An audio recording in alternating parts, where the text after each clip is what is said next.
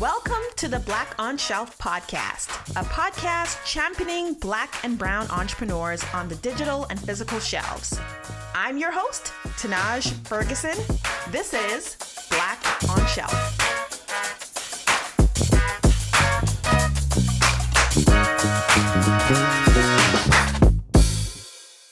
Hello to the Boss Fam. We have Chrishon Lampley today from Cork Screw. Super excited to talk to her because we are learning about some more Black-owned wine brands, and she is definitely in here. And I think you'll be surprised as you hear more about the entertainment aspect and how she's really evolved. Cork Screw. It's such a fun company. So excited that we have her live and direct to talk about this. Chrishon, welcome to Black on Shelf. Thank you. Thank you. Happy to be here. Thanks for having me. Of course. So let's start with your background, because we want to know, how does someone come to start a wine and entertainment company? So just back us up and tell us more about you. Sure. I actually come from a sales and marketing background. Started 25 years ago, right out of college. I worked in high-end retail, and I learned how to sell to everybody. Everything to everyone. It was really great because I always had great communication skills. I was able to talk to anyone from childhood, being in musicals, and I always was more comfortable in front of hundreds and thousands of people as opposed to one person. It was very interesting. So fast forward to owning an art bar and gallery here in Chicago. We were very popular for 3 years. My business partner and I, it was great, but we lost it due to an awful flood. Unfortunately, condo owners above us flushed non-biodegradable baby wipes down the toilet. So we lost everything in our storefront, everything. Yeah. Our insurance didn't cover it. And then I decided, my heart's still beating. I lost everything. When I say everything, I was a day from getting kicked out of my home. But I said, again, my heart's still beating. I have a purpose. And I decided to listen. People always say, Chrishon, you always know the best nightclubs. You always know the best restaurants. You know wine. And I always did. I ended up writing our wine list when I owned the gallery. We won Chicago's best. So I knew I had a knack for it. So sales and marketing, ownership of bar and an art gallery. And I took all my skill set and I said, I want to do something that everyone said I could not do. And I did it 8.5 years ago. To this date, over 1 million bottles sold. I'm in the lights of big box stores from Target to Walmart, Total Wines and more, just all over the country. And it's been a blessing. That is amazing. That's the short story. Oh, and I love it. That's going to give us a lot of great questions and time to really talk about how that happened. So you have this experience that sort of creates a pivot opportunity for you. You could have done something else, but like you said, your heart was still beating for this work and you felt like there was more here for you. You had this knack for entertaining folks, for showing them a great time, for really delving deeper, and also for this experience, this elevated experience around wine and making it more accessible, Absolutely. So it leads you to say, I'm going to create my own wine brand. And you're right. That is something not a lot of people think, because particularly being a woman of color, you are in the point something %. Like 0.009. There's literally documented 60 of us out of 111,000 in the world that either are négociants like myself, vineyard owners or winery owners, 60 of us. So the négociant, I see this term used with you often. Tell us more about what exactly that means. So négociant is a form of a winemaker. So what does that mean exactly? It's a French term. So it's saying you buy grapes and you make wine your own. So that means I source from different vineyards around the country, around the world. Actually, I'll be sourcing some Chilean wine soon. And I decide to make them my own formula. So in other words, during harvest, grapes are pulled. From the time the grapes are picked to the time it gets in the bottle. All that is me. The formula is mine, if you will, and I make it exactly my own. So every bottle, I own the juice. So there's only 60 out of 100,000 or so? 111,000. 111,000. Négociants, African-American women. Now let's be very specific. African-American women, 60 of us that are either négociants, vineyard owners, or winery owners. Out of 111,000 in the world. Now, if you want to say all POC, there's only 132. So still not much I more. know a lot. Yeah. When people say I know a lot of Black women wine or men wine, no, you don't. You don't, unless you know all of the 130 or so. And that's still not enough. And that's still not enough. I agree. So, what does it take to get into being a négociant? So you had the art bar and gallery, and I'm guessing that exposed you to knowing a lot about wines and being able to curate listings like you did. What did you have to do further to actually take that skill up another notch to make make wines for a larger audience and bottle it? Yeah, I was very grassroots. So I wouldn't recommend anyone taking the path I did. That was, again, over 10 and a half years ago, 12, actually almost 12 years ago now. So I definitely wouldn't do that. But it was definitely the skill set of sales and marketing. It was learning the industry on the bar side, but I also worked for a distributor and I sold, wine and spirits. So I knew the ins and outs of the business side, which a lot of people always ask me, okay, if I want to have my own wine company, what should I do? It's learn the business side. And that's what makes it a success. So I took all my contacts and everything I learned and my skills. And again, I was very, very grassroots, very, very grassroots. And I'm here today. Yeah. Is there an exam, or is it more so doing the work that makes you a négociant? So I did the opposite. I did it doing the work. So I ended up later through years passing the exams, right? So again, everything was grassroots for me. But anyone that asked me, I tell, take the WSET course first. That's the wine, spirit, and education training. Start there. Decide if this is something that even makes sense for you, because there's so many moving parts in this industry that people have no idea. It's not, I like wine, so I should own a wine company. Doesn't work like that. Don't suggest it. Yeah, you'll be frustrated pretty quickly, I'm guessing. Very. It's not as sexy as it looks. Yeah.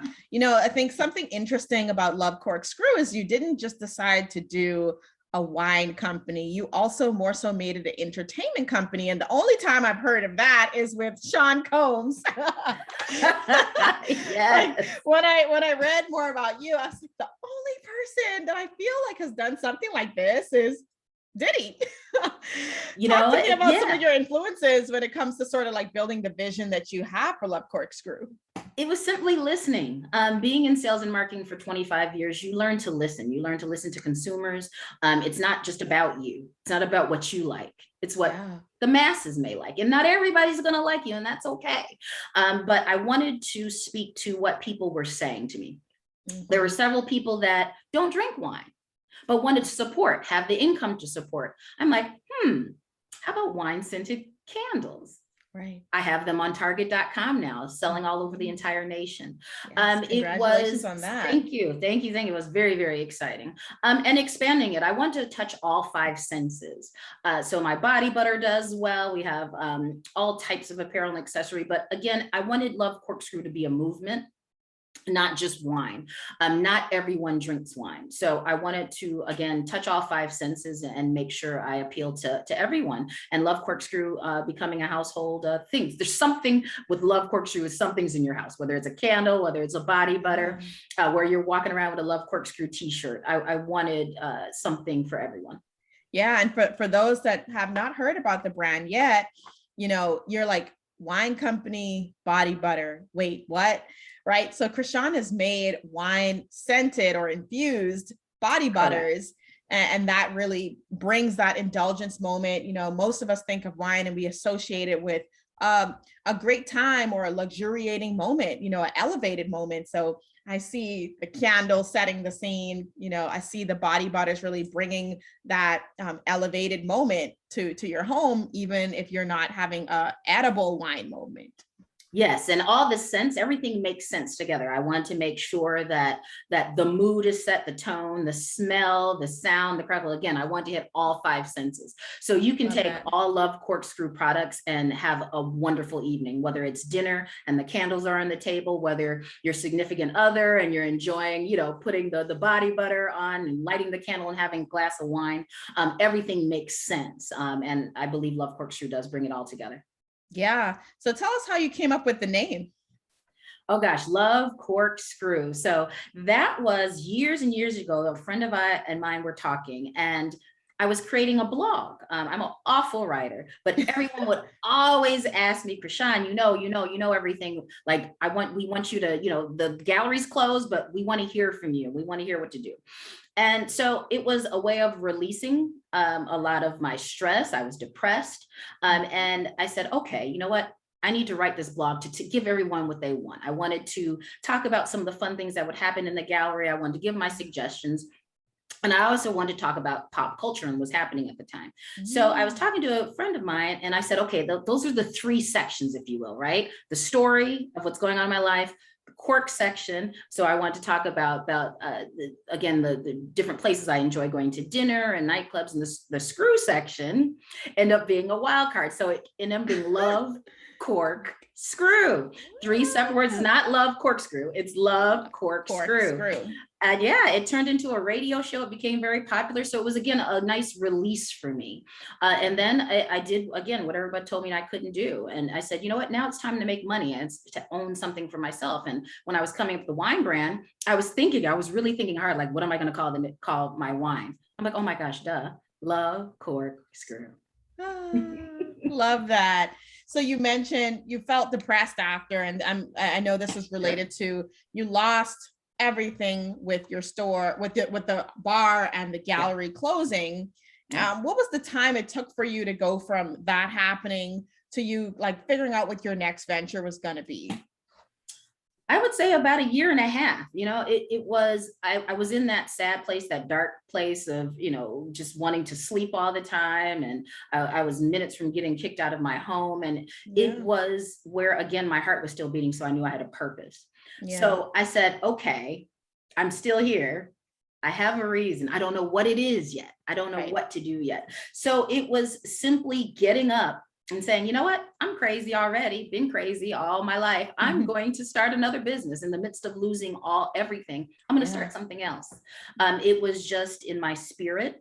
Yeah. And what they say, your passion follows you.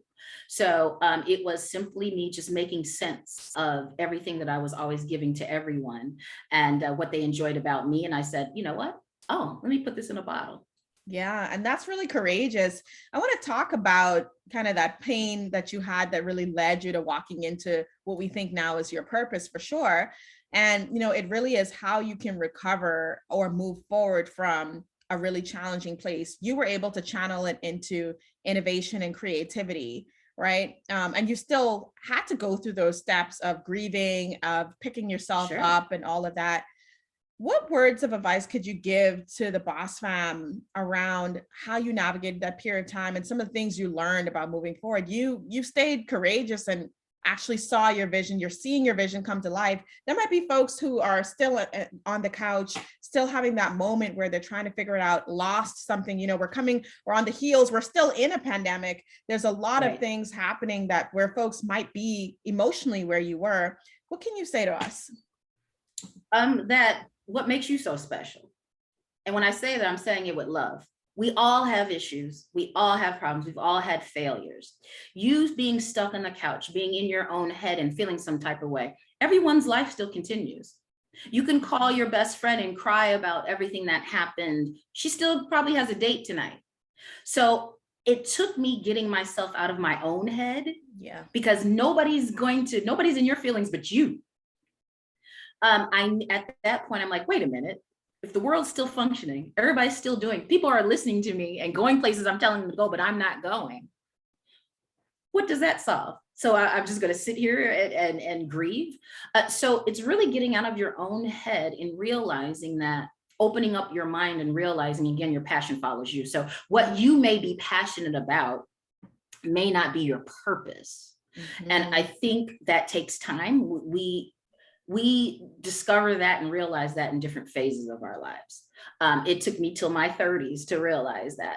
Some people even longer. So I didn't really start living my purpose truly. I'm in my late 40s now. Mm-hmm. Oh, and now I can say I'm making it. I haven't made it. Right. But I'm making it. Yeah. So it happens all different times. But what you do learn from all that damage, if you will, is there's always a lesson in every single situation. Mm-hmm. If you just sit back, breathe, Know that God laughs at you when you make your plans. Sit back, breathe, and know it'll all make sense. I know that's hard because I was in that depression. I get it. I get it. I was eating ice cream, going to movies by myself, under the covers. I get it. I get it. But I swear to you, it all makes sense. Yeah, no, I'm glad you're saying that, and that folks can see you on this side of things. What are you most grateful for when you look back? Oh gosh, those lessons. I wouldn't be able to take the rejections that I take now if it hadn't been for those lessons. As many yeses as I hear triple the no's. Yeah. I'm always proving myself nonstop. And as a Black woman, you will always do that. Sorry, that was the life that chose us. So whatever anyone else is doing, yep, you got to work 10 times as harder. Sorry, to get equivalent. You have to work 10 times as harder.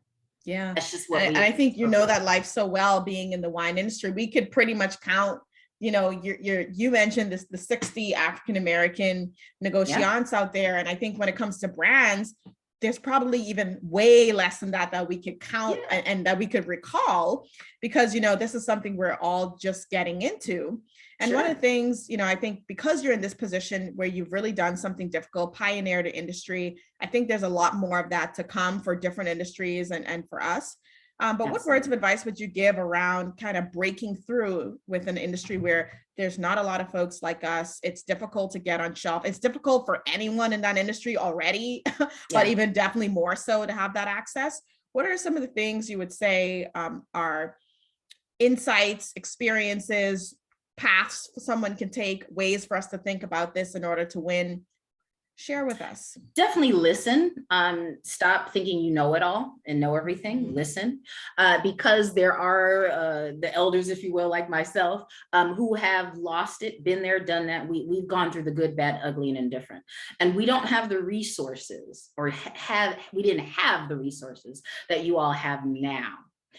So I would listen to your elders, because we know what we're talking about. And even when it comes to products, let's say you're trying to get into the tea business or the body butter business or something else that's on the shelf. Anyone who's done a product that's hitting the shelf has about 90% the same journey. So even if it's not exactly your lane, but it's products, you're gonna be able to get help. If it's consulting in any type of field, if it's a service in any type of field, more than likely they are going to go through, I guarantee you, like 90% of whatever that struggle is, whatever that lesson is. So listen, and then do that research. I mean, oh my gosh, I just think back to not having Google. I mean, yeah, I'm old school. I can think of not having all the resources and definitely not having all the grants and all the opportunities, the free resources that I would have to pay for and pay thousands of dollars for back in the day. So take advantage of everything and every opportunity. And it's as simple as Google. You'll be surprised what's out there. Yeah, one of the big reasons I was so excited to talk to Chrishon and bring her to the podcast is because, you know, she's an entrepreneur you can really follow and get this type of advisement. She's on her own path, building this brand, but she's taken the time to say, I'm going to give some nuggets to entrepreneurs. So the Love Seat has turned into, you know, this platform that you were able to, you know, give these business advice. You know, you've had forums and other things like that to give back. What drives your desire to really reach back and say, let me tell you some of the things I've gone through. Let me answer some of your questions. Let me touch on some of this. I think that's really unique, because at a time where everyone has their head down just for themselves, you're also, you know, building other entrepreneurs up. I learned from just a lot of speaking engagements I've done in the past and a lot of one-on-ones. I tend to make people cry, you know, like I tend to just have this innate feeling of what they're going through, and I touch them so much. So I said, you know what, I can't always be everywhere. I know somebody's going to listen. And I always say, if I inspire one person to follow their dreams, then I've done my job. So I said, okay, these thoughts that I have, and that people always wonder how you did it, or how do you survive, or what's your thinking process, or how do you function day to day? I said, you know what? I'm going to just give them those little nuggets anytime I can when I'm feeling it, where I'm feeling inspiration, inspiring someone, where I'm feeling I just need to tell you about yourself. I do that in the Love Seat, and it's literally the Love Seat in my living room. And my creative director, he just presses play. There's no takes. It's just one shot. And it's all from the heart, all off the cuff. I just want to tell people I'm there for them. I'm there for you. And I get it. And the Love Seat episodes are available on YouTube, or you can go straight to lovecorkscrew.com and get it all right there and get so much more of Chrishon and these off the cuff candid moments that she's talking about.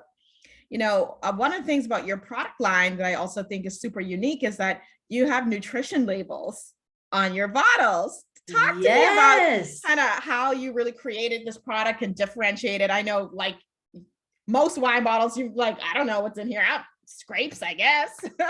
No, I thought that was this. So insightful.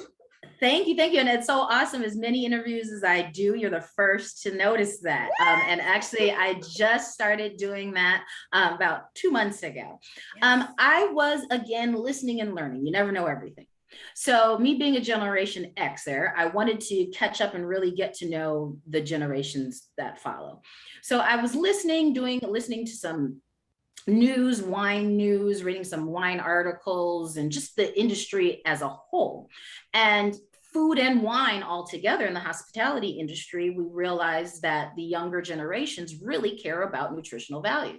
Period. In everything they eat, you guys are really, really being more conscious on everything. And what. Absolutely. So I said, okay. My generation, we did not, but we weren't really coming from a lot of fast food or anything. We were coming from, home cooked meals, but your mom didn't tell you the nutritional value of what you're eating because she didn't know. Right. So I said to myself, I'm going to do something that one of the brands that I admire did, and that was Skinny Girl. So from Bethany Frankel, right? Everything was about the calories in the intake. So I said, you know what? I think there's a lot less calories in wine than people think. Of course, moderation, but everything in moderation. So I said, you know what? I'm just going to go for it. So, and it's a process. I had to get approved from the government to have those nutritional labels on the back, and I got approval, and I was shocked. So yeah, I'm actually the first. Definitely first African-American brand, but I believe I'm one of the first in the country to actually add the nutritional value on the back of the wine. So I'm very excited about that. Yeah, and I just got approved for that a few months back. So yep, they're on the back of the labels. I love that, and I think it goes along with your positioning for Love Cork Screw. It's fun, it's entertaining, it's engaging, it's accessible. And I think for me, the nutrition labels add that extra accessibility, right? It's saying some of you want to know what's in here and the rest of you just want to have fun. So it has the whimsical label, but you could still, it's transparent what's in there. And I think that was such a great touch for where we're headed. And certainly, what millennials are looking for and Gen Z. Absolutely. The ones that are of age to drink. Yes. The ones that are of legal age. I think I gotcha. Yeah. So in terms of milestones, you've already kind of shared with us that you're in Total Wines, you're available on some Targets, some Walmarts. Talk to us about that process of becoming available in an e-commerce setting with your wines. What was that process like for you? Hard. It's exhausting. I just landed, so I'm in 12 states now, distribution as far as stores, but I do ship nationwide, and it was hard. I mean, I'm definitely in an industry with a lot of legalities. So getting licensed in different states and federally licensed and stuff, it's not easy. It takes a lot of money, takes a lot of time. It's nonstop compliance and it's so many moving parts to it. So it's exhausting. It's exciting. Sometimes I have to remind myself how cool it is, and how far I've gone with being such a small brand that is grassroots, not a big, huge company that can just, do that at the drop of a dime. So I appreciate every moment of it. I get put in stores, kicked out stores, put back in more stores, and then more stores. It's nonstop. It's nonstop, but it's exciting, and it's the life that chose me. Yeah. So more recently, what is one milestone that you would say like really got you excited about the direction, or like showed you something you were looking to see to confirm that reinforce that you were on the right track? Definitely getting picked up from the largest distributor in the country, from Southern Glacier. That was huge. There's been like so many years that I tried and they turned me down in 5 minutes. You know, it was like, nope, nope, nope, nope, nope. So for them to pick me up in several states, it was like, I'm there. Now I'm that little guppy in that huge ocean, but I'm going to keep swimming. I'm going to keep. So I'm very excited. And I think that even speaks to you saying, I'm going to keep going to them, right? Because I still want to see my product available all across the country. Why now do you think, you know, they took the product? What do you think is going on? Is it your brand is just maturing? Is it, you know, you feel like they understand your proposition? Do you feel like it's related to maybe wanting to see more diversity at shelf and give those opportunities? What are you seeing happening across the industry? Why the largest distributor would now give you more of the time of day? I will tell you, it's definitely a mixture of all of that, because it's not just, okay, because you're a POC brand, we're going to take you. Nah, good luck with that. That's not it. That's not it. It took me 8.5 years. So, you know, the proof is in the pudding that I had sustainability. That was extremely important. That I was in a lot of these stores already in Illinois and in Ohio.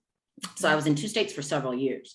So it was consistent, and I was consistently moving the product, consistent marketing, consistent being run up from Forbes magazine to Cosmopolitan to Food Network. So they saw Love Corkscrew, knew Love Corkscrew, and wanted to see how well Love Corkscrew would sustain itself. So of course, yes, the icing on the cake was, we need more diversity and inclusion. We see you now from the civil unrest that happened with George Floyd and the pandemic and everything kind of, it was like the perfect storm. Yeah. It was a perfect storm. So when it came to someone saying, or a company saying, you know what, it's time for me to really diversify. Let me Google Black women in wine. I pop up. So it's one of those things where it's all of a sudden, aha. So it's been very interesting, because even my web sales went up 272% during the pandemic, and a lot of it was people purposely looking to support diversity, especially in the wine and spirits world, as well as more people are at home. So it was just that perfect storm, perfect pot of gumbo. Yeah. So as you onboard into retailers and they're able to go in store and guess your product is available online, like what are you thinking is going to be your next most important venture, like your next frontier? Who are you trying to talk to? What moment are you trying to own within the retail landscape? It's definitely to be in all the stores nationwide. You know, it's one thing to say that, you know, I went from 2 states to 12 states, huge. I am not downplaying what I did. I'm still in shock. But that's phenomenal. In every state. So that's what I'm working towards. I'm working towards making each state that I'm in right now strong. I want them all to be A's. They're not all A's now. You know, Illinois is an A because they know Love Corkscrew. You can find Love Corkscrew absolutely anywhere in Illinois. However, these other states, I'm a newbie.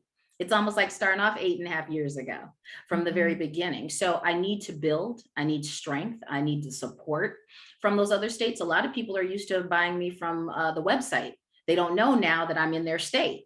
But I'd rather you buy it off the shelf. I'd rather you order it from Total Wines and More than actually to buy it from my website. So it's just helping consumers understand, really building these other states up and making a difference in each state and growing. Yeah. So speaking of consumer engagement, because I think once you get to shelf, you really, that is the key focus, right? It's about, now I have a spot on shelf, the work is not done. That's literally where it begins. And now I have to engage my consumer. In the wine industry, what are some key ways that consumers are looking for their brands to show up? Are they aware? Do they have these real relationships with their brand? How is Love Corkscrew going to play in terms of like really being top of mind for consumers and your brand having a space for them? It's hard to pinpoint because if we knew the answer, everyone would be rich in this industry. But what I did know in my research years ago was when someone's in a wine shop or in a wine aisle in a store, the number one reason why they buy is the label. Number 2, the price. Number 3, the taste.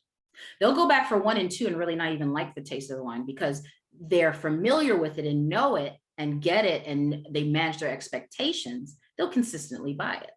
Mhm. So I knew that label was key, and I wanted to speak to the consumer. So that's why Love Cork Screw is fun and whimsical. This is not meant for the person who has to have a 96 point wine and it has to be from this particular region. It's good wine. Trust, I have great wine. However, I wanted it to be really, really fun. That's why I picked fun, whimsical double entendres for my label. So Yes. it speaks to picking out and seeing, because there's thousands of bottles on the shelf, thousands of bottles. I want you to see mine. I want that heart to stick out for Love Cork Screw. I want the name. I want you to chuckle at the name and feel good about it. I want you to see my titles like Head Over Heels and Good Times, Good Friends and say, oh my God, that's perfect to bring to this party. Yes. I sell like crazy during Valentine's Day for my reason, which is Head Over Heels. For Mhm. promotions, I sell like crazy for my cab, which is We're Moving On Up. So everything speaks to something different. And that's where I think I hit a niche. You certainly did. You certainly did. I think as I looked at all the names, they really resonate. You could think about, oh, this would be great for this event. To your point, they really have a key moment of consumption in the minds of consumers. So I think that is something you have done to engage. You've said, hey, the label, the names, all of those are things that communicate with my consumer at the shelf. And that's how I'm going to differentiate and win. Absolutely. Yeah. So, in terms of the next frontier, you want to go nationwide. Yeah. How has COVID paused any of your abilities to entertain, which is a big pillar of your company? That's been rough. I'll tell you this, the help of an amazing team that I have, a great publicist that I have, a great marketing firm that works for me. It's been really, really pivotal to pivot, to do a lot of virtual things, because yes, I am the entertainer. I am the consummate entertainer. Like, I'm always going places, doing things. And I needed it to work out during the pandemic and do something that everyone said, well, how can you do that? Because you can't taste anymore. You can't do it. I said, you know what? But people can still see Love Cork Screw. They can get it shipped to their homes. And I wanted to make sure that that Love Cork Screw was still being seen. So during the pandemic, it's definitely been a lot of virtual. A lot of issues happen. My air conditioning just turned on, so excuse that. But there's just so many things that you can do now virtually that I had to do. And I had a lot of cleaning up to do in the back of my house. Meaning, because I was always traveling, because I was always at events, there were certain things, logistics of my company that I let fall on the wayside. So now I'm able to clean that up and run a very healthy company. Yeah, I think being at home was good for everybody in those ways. Like, it gave you some downtime, right? To be more invested in a way that you couldn't be while you were on the road. Absolutely. Yeah, so we look forward to seeing some of that stuff pick up, and just the mere fact that you're now available in more places, accessible more places, and of course, the more press we hear, that's how I discovered you as well. I saw you in an article and it's like, oh my gosh, wow, okay, great. I actually recently moved from Illinois to New Jersey, and my store was Benny's. Yes, Benny's loves Love Cork Screw. I've been in Benny's for years. They were one of the first to take Love Cork Screw. Yes. That's amazing. And they are a huge player in Illinois. So definitely a great place to be. I'm glad you were also there. One of the things I'm curious about understanding is this industry is so difficult. You've gotten through a number of the hurdles. Of course, there are more to come, but you really have gone through a lot already. One of the biggest being making sure amongst the sea of products, you're able to break through, not just from a label standpoint, but from my business is here, I'm present. I noticed that you're certified minority business enterprise. Yes. And tell us more about what do you feel like that has done for you, or like how that legitimizes your company. Talk to us about the decision you made there. Sure. Simply two sides of it, right? I look at my business as a business for everyone. I want anyone to drink the wine, whatever color you are, whatever political I don't care. I want you to drink wine and enjoy it. And when it comes to me being an African-American woman that owns Love Cork Screw, I always say I don't scream it, but I don't hide it. Yes. Ever. I don't hide it. You're not going to see me plastered everywhere. However, I'm not hiding. No. I want everyone to drink it. But when it comes to opportunities, whether it be for local opportunities for the city, whether it be national opportunities. Those tend to be found on the lists of minority business enterprises. Yeah. And I used to be a part actually of the WBEE and MBE, so the Women Business Enterprise, as well as the Minority Business Enterprise. But I decided to just stick with the Minority Business Enterprise because they serve, for me, the same purpose. So it's no need for me to be certified as both. And it has definitely, in this time of the pandemic, helped a lot. A lot of the grants, a lot of the opportunities and funding have come because I was certified. So when anyone asks, has it helped you? No, I'm not able to get contracts and things like a lot of people can that are in construction or paper companies and things like that, or food service. No, I cannot, because I'm wine and spirits. However, being a minority business enterprise has helped me a lot in financing when it comes to the opportunities that we have now in free money. So it's only been beneficial for me to get into certain doors, certain conferences that I wouldn't have been able to get to if I wasn't certified. So it's not been a hinder to me whatsoever, and I will stay certified. That's great feedback. Would you say there are any other resources that people might, want to look into? I know that is a great one as well, whether it's resources you use to grow your business, opportunities you looked at to say, oh, they feed me information, or grant opportunities. Are there any other resources for advising, for grants, for business information and insight that you find useful? There's so many, but for women out there that are listening and watching, I Fund Women.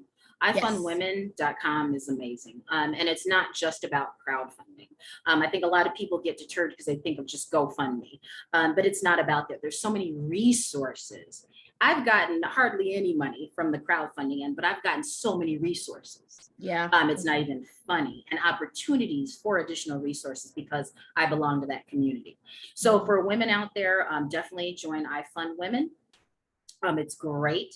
And again, use all these local opportunities you have. It's not, I know I'm in the Chicagoland area, which was very hard hit and has a lot of money available for small businesses, especially when it came to looting. But there's so much out there. Use the power of Google. Even if you are looking for financial assistance in more of a banking side, the interest rates are amazing right now. When I started business years ago and had to get secured by the SBA and personal guarantee, it was ridiculous. You had to, give your unborn child, to them. It was ridiculous, right? Your thumb. But now it's so easy. And when I say easy, understand what I'm saying. Yes, it's a loan. Yes, you have to pay it back. However, you're not having to do a lot of the personal guarantee. It's at an interest rate I've never, ever seen. And a lot of the payment plans are deferred. So if your business is in line and in place and you have the opportunity and you really, really have done that research, have a good business plan, have your EIN, you have everything in place, my gosh, please take advantage of that. Take advantage of the grants, the loans, the resources. And there are people that are going to help you with that. There's accounting services that are doing things for free for people of color. There's financial institutions that will do your whole deck for you. There's venture capitalists that are giving you suggestions. There's so much out there. Please take advantage of it because it's not going to last forever. No, that is so true. So talk to us about your funding journey. What percentage of your company do you own today? I am 100% me. I am self-funded. And and when I say that, trust that I'm looking to not have that for the rest of my life. I think a lot of small businesses, will definitely in minority business, we'll own it and say we have 100%. But if you have 100% of $100,000, so what? But what if you had 50% of $10 million? And I think we have to really, really look at successful businesses and see what they did. A lot of them gave a piece of the pie away to grow. A lot of them ended up selling their company and started a new one or retired. So I definitely am looking to expand in a lot of different ways. I'm definitely in talks with people to do different things. But again, I started off grassroots. I don't suggest anyone start the way I did because it was hard. It was struggle. And again, you have so many more opportunities than I had. but I had nothing, and I made something out of nothing. But I guess I really didn't have nothing because I had knowledge, I had experience. But when it came to money, I had to do everything on my own, and I had to definitely use my sales and marketing skill set to do it. But I definitely suggest raising seed money. And again, there's so many ways you can do it. But use these grants. They're giving like 10,000, 25,000 in a heartbeat to new companies. If you have an EIN, you can get some money. A lot of these grants are giving more money for new companies than they are for me. They've been around a long time. So they want you to start your business. So just please raise the fund. Don't use all yours, but whatever's in your business plan and how much money you need, times that by 3. Whatever you learned in school, gonna need more. whatever you learned in school about this is how much it's going to take to start this type of business, times it by 3. You always need a reserve for contingency, and something will always go wrong. Always. Yeah. Tell us one of the major things that might have gone wrong during your business building journey with everything. I spent too much money. Wrong. Yeah, it all went wrong, and then it all went right. Just spending too much money and not doing a procurement on certain things, whether it be, I was lucky to have a great web designer, but I know people who lost tons of money because that's not cheap. Having that, some people spend too much money on getting their trademark instead of the trade name. The trade name is more important than your trademark. So I hope anybody listening out there, please listen to what I'm saying with that. You got to keep your name. If you don't own your name, you own nothing, because you own the design. So what? Yeah. So you have your TM on your Love Cork Screw, and it doesn't matter what design you're registered, but your name is trademarked. Your trade name is trademarked. Trade name. Nobody can use Love Cork Screw. Yeah. And I wanted to make sure I did that. So of course there's tons of mistakes. I should have spent more money on certain things. I would say the one thing I would tell people is spend more money on accounting. Don't think you can do it yourself. Sure, say that again for the people in the back. Do not think you cannot. You cannot. Just because you bought QuickBooks does not mean you know what you're doing.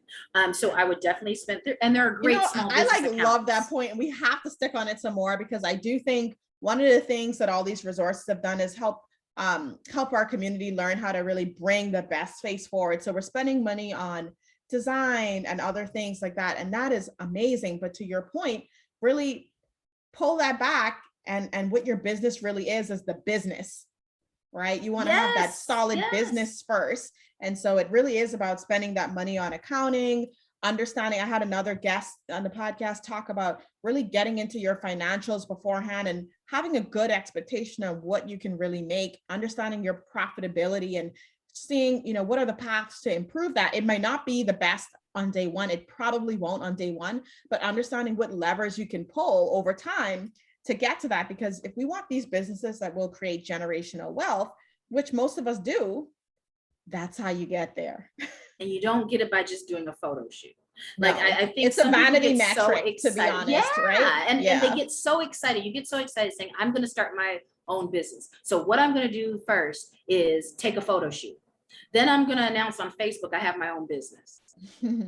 You're like, that's the playbook right there. That is like, no. Let's do all the background. Let's do the procurement. Why wouldn't you take advantage of your iPhone, which can take great pictures? Why don't you take advantage of social media? See what's really out there instead of posting your boo or a selfie. Actually, whatever your business is, put it out there a little bit. Whatever you want to start, right? To see just a little drip, to see if somebody likes it. For people who are getting in the wine business, I'll say, okay, show me your Instagram page or show me your Facebook page. And I look, they got not one post about wine. Why would I believe you? Right. And when you start your own wine brand, if you've never posted about wine, it's so easy to start a following. So when you've done that following, what have you done already? That research. You've done a procurement. And you have people that would pay money to play. You can pre-order with them. Yeah. Easy. By the time Love Cork Screw hit the shelf, people were like, take my money. Yeah. Because they trusted me already. They trusted what I was talking about. I was Love Cork Screw before a bottle was even made. True. So you really, really have to think, don't think what makes me feel good, because that stuff will come later. Now I'm doing the photo shoots. Now I'm traveling to vineyards and I got my creative and you have the team production. Yes. the whole you have all of production. that. I got Yes. commercials. I got all of that. But at the beginning, I was walking. I was going from store to store. I was having meetings. I was trying to figure out if this is going to work. What are the legalities? If I talked to one more lawyer, it was all about getting everything else done. Yeah. Then you have the fun. No, I think that is such good advice. And, this is the part where I want to know, and especially for you, what does it mean to be Black on shelf with a wine and entertainment company? It's surreal. And it's hard. And it's not going to get any easier for me for a long time to come. But one of the things I always say is I'm here to break glass ceilings till there's no more to be broken. Yeah. So it's bigger than me. It's bigger than Love Cork Screw. It's bigger than Chrishon Lampley. And I want to pave the way, and I want to make sure that that I am a pioneer that breaks it as much as I can before I leave this earth. So it's hard. It's tough.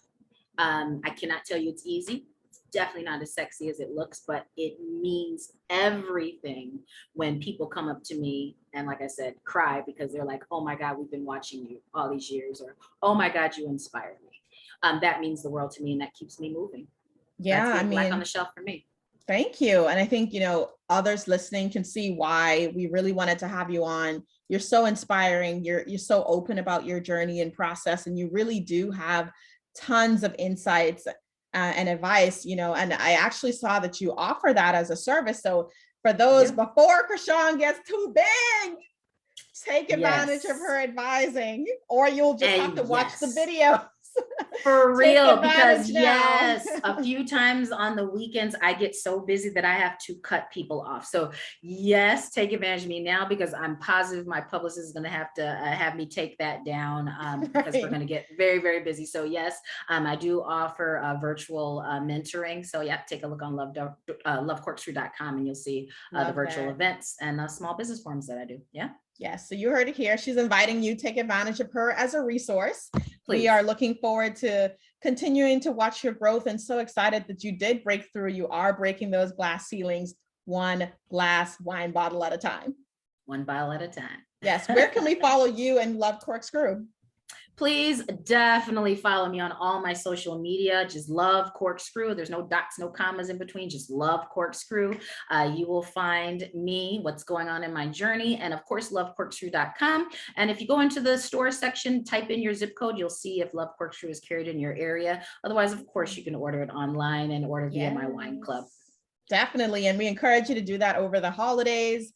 For sure. It's a great gift to give. And if you're looking for new wines to try, she's got a number of them for you that'll make you chuckle, like we mentioned. So you'll see what we're talking about. Thank you again for coming on, Chrishon. Like, super excited to have you on. And you're really just so inspiring. I'm going to continue to watch out. You're a rising star. Thank you. Thanks for having me. Thank you.